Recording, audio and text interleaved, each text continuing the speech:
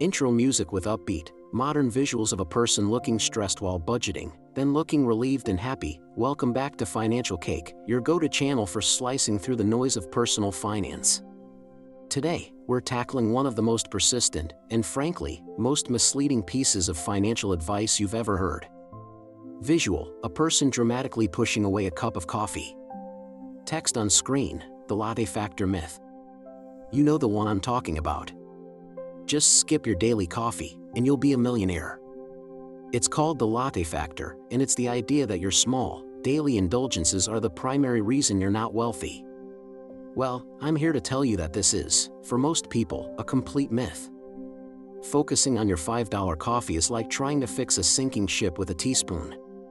Visual, animation of a person bailing water out of a huge ship with a tiny spoon. It's a massive distraction from the real issues, and today, we're going to break down why. Let's get into it. Upbeat transition music. So, where did this whole idea come from?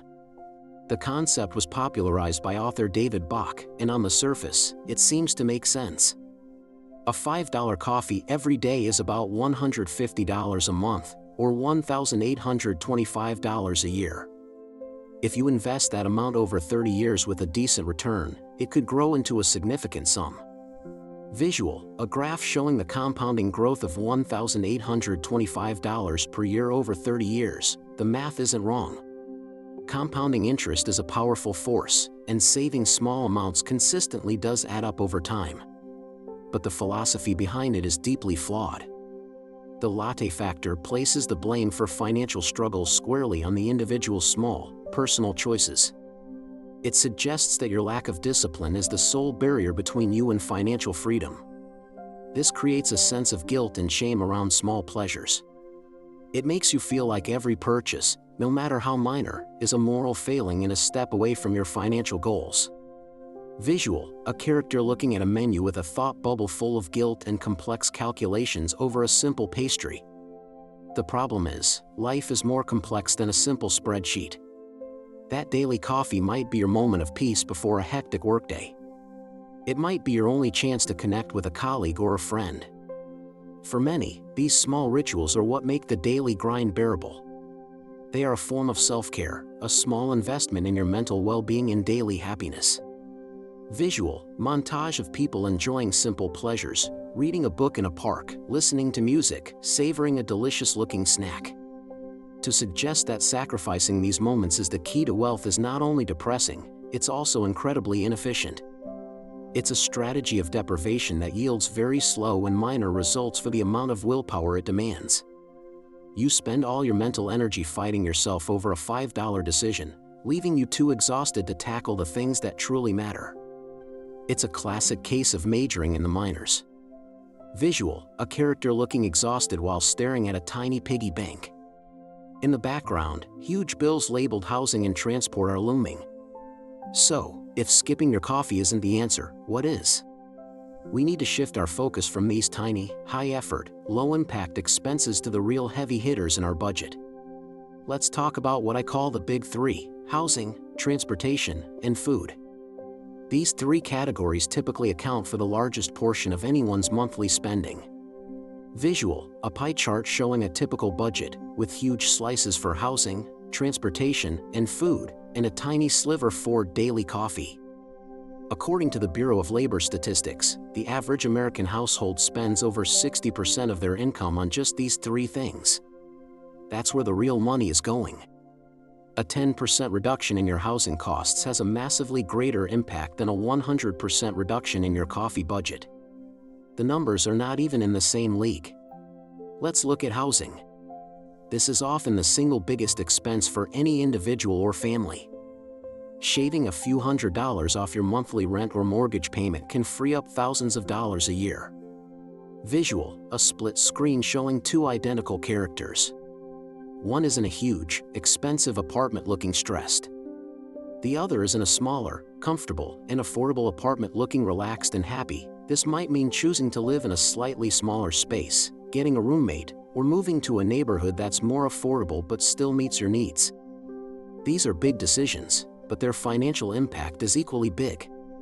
Negotiating your rent when the lease is up for renewal or refinancing your mortgage to a lower interest rate can save you a fortune over the long term.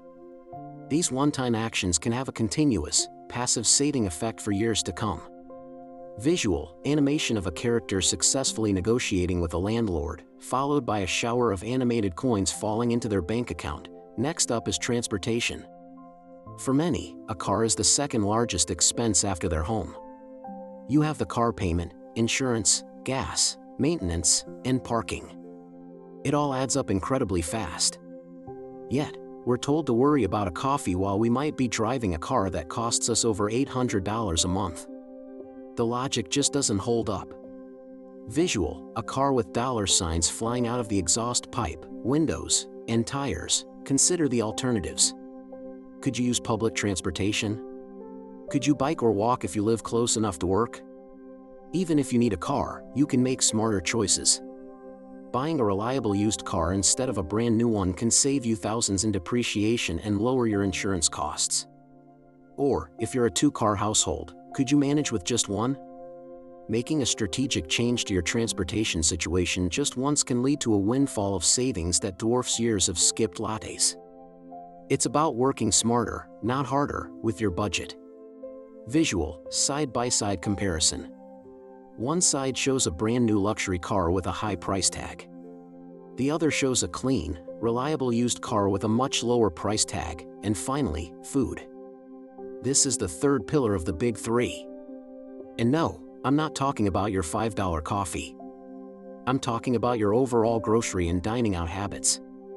The average person spends a significant amount on food, especially on restaurants, takeout, and food delivery services. A single meal out can often cost you the equivalent of a whole week's worth of coffee. Visual, a character scrolling through a food delivery app, with the total bill getting higher and higher.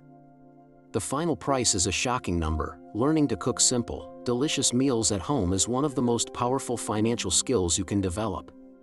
It's not about eating boring food, it's about taking control of your spending and your health. Meal planning for the week, cooking in batches, and packing your own lunch for work can literally save you hundreds of dollars every single month. This is where you can make a real, substantial dent in your spending. Focusing on reducing your grocery bill by 20% through smart shopping and less food waste will have a far greater effect than agonizing over a snack. It's about optimizing the big rocks, not the pebbles. Visual, a time-lapse of someone happily meal prepping for the week, with colorful containers of healthy food. So, by focusing on the big three, housing, transportation, and food, you're addressing the core of your expenses. A single good decision in any of these areas can be worth more than a lifetime of saying no to coffee. It's about making a few big, impactful decisions that set you up for success, rather than making 1,000 tiny, draining decisions every single day.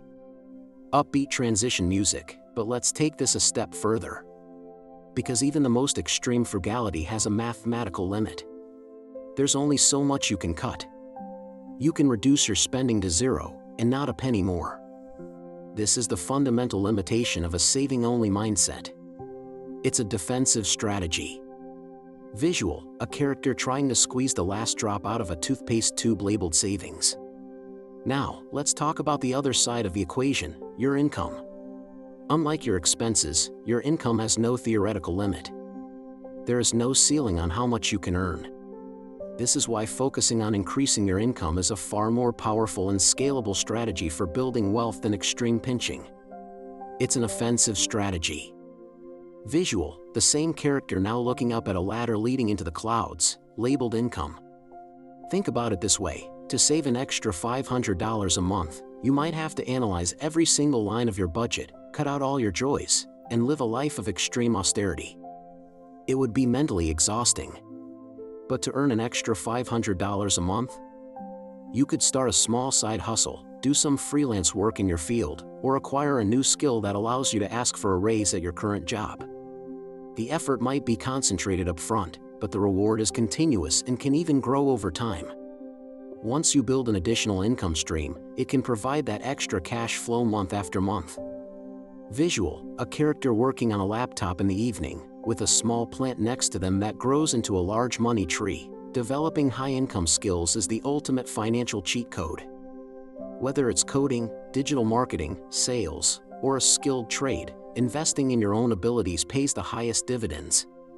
Instead of spending an hour a day agonizing over your budget, what if you spent that hour learning a new skill from an online course?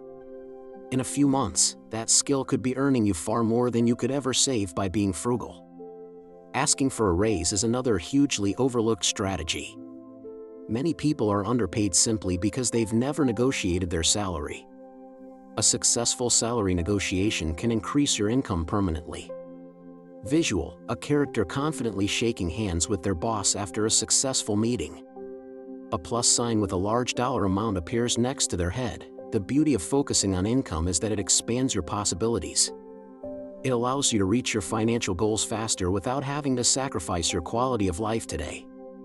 You can afford your housing, transportation, and food, and still have money left over for that coffee, a vacation, or whatever else brings you joy. It's about creating a bigger pie, not just fighting over the crumbs of a small one. Visual, a character is now happily sipping a coffee while looking at their laptop, where their investment portfolio is shown to be growing, so let's bring it all together. The latte factor is a myth not because saving small amounts is bad, but because it's a massive misdirection of your focus and energy. It encourages a scarcity mindset, making you feel guilty for small pleasures while ignoring the giant expenses that are actually holding you back. It's a game of pennies that distracts you from the game of dollars. The real path to financial well-being involves a two-pronged approach.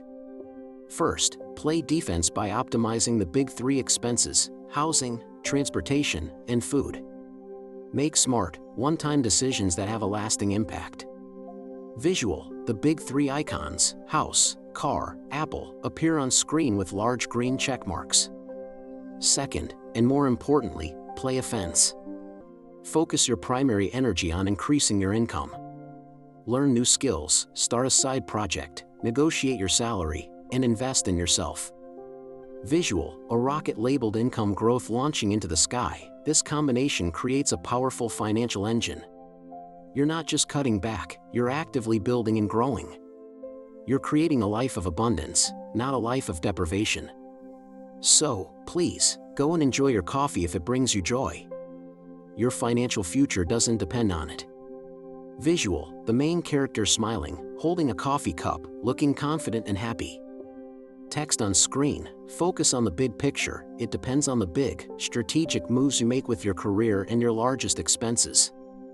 Stop counting the pennies and start chasing the thousands. That's how you truly build wealth. Thank you so much for watching. If you found this video helpful, please hit that like button and subscribe to Financial Cake for more practical financial advice that actually works. Let me know in the comments below, what's the worst financial advice you've ever received? I'd love to hear your stories. Until next time, take care. Outro music starts, with links to other videos and a subscribe button on screen.